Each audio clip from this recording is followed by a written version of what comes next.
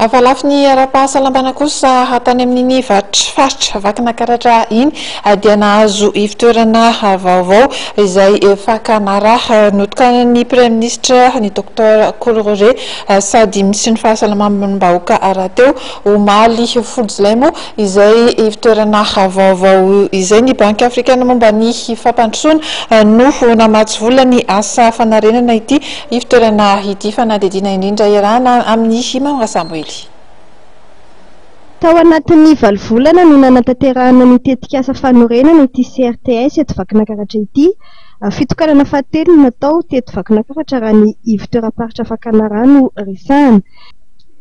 Ny Banque Africaine momba ny fampandrosoana no namatsy vola ity fotodrafitrasa ity izay mitetina hatrany amin'ny 4 tapitrisa ariary.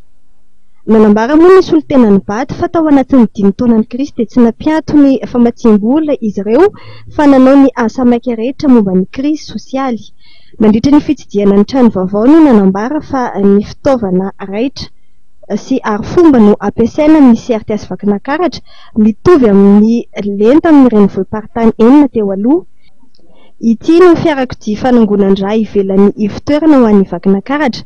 Araka ny fantatra dia ny 900 mpanomera eto Madagasikara no manao izany an-tsitrapo sy ara-potoana, mahatratra 400 kosa ny mpanomera ho an'ny fianakaviana.